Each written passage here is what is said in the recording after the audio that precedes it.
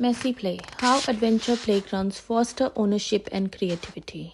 Welcome, superheroes. We are going to explore adventure playgrounds today, including what they are, why they're better for children than traditional playgrounds, and how adults can assist them better.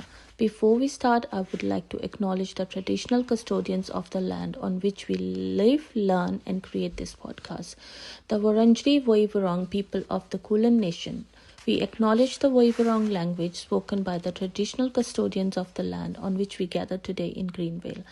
I also recognize Aboriginal and Torres Strait Island people as the first people of Australia and pay my respects to their elders past, present, emerging and future. What is an adventure playground? Adventure play workers maintain the public areas known as playgrounds filled with loose parts such as tires, boxes, pool noodles, branches, ropes, etc. These areas give children the freedom to explore and be creative without adult supervision. Depending on their interests and experiences, each child will produce a unique creation, the messy and the dangerous appearance of adventure playgrounds. Parents may first be nervous about adventure playgrounds because they appear chaotic and dangerous. Here's an intruding truth though. A statistical analysis of serious injuries conducted by the Paris School in Houston, Texas, over a 5-year span examined children's injuries during play. Now, how many significant injuries occurred in an adventure playground at this time? Just 2.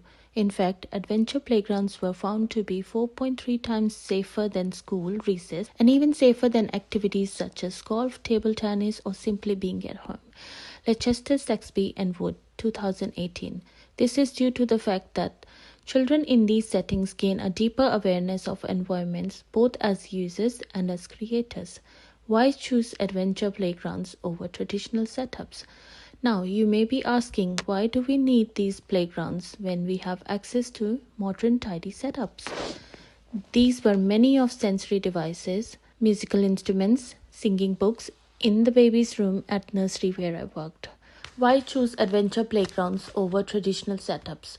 Now, you may be asking, why do we need these playgrounds when we have access to modern tidy setups?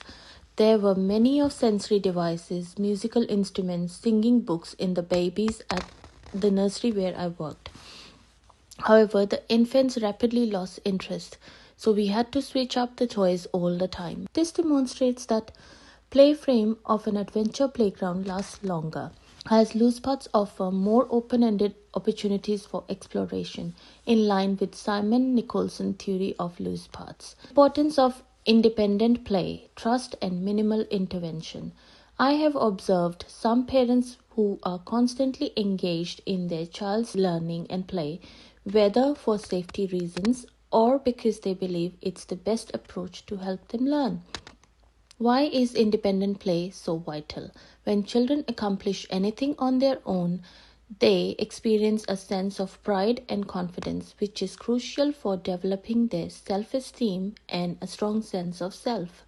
We must trust children and intervene only when necessary, particularly when their safety is jeopardized. According to the play cycle theory of Sturrock and Els, the less we intervene, the more children can grow, take risks, and develop resilience.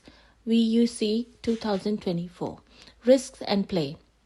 Lastly, I would like to introduce an insightful documentary from Wales called The Land to explain the difference between risk and hazard. As mentioned, we review the risk-benefit assessment form at the beginning of each session before opening a play pop-up play space. Risk-benefit analysis form. During play, we supervise their experiences to ensure adherence to playwork principles, which support their exploration while prioritizing safety. Playworks 2022. Thank you for listening. I would like to finish by quoting, "You have the right to play and rest," from Article 31 of United Nations Convention on the Rights of Children.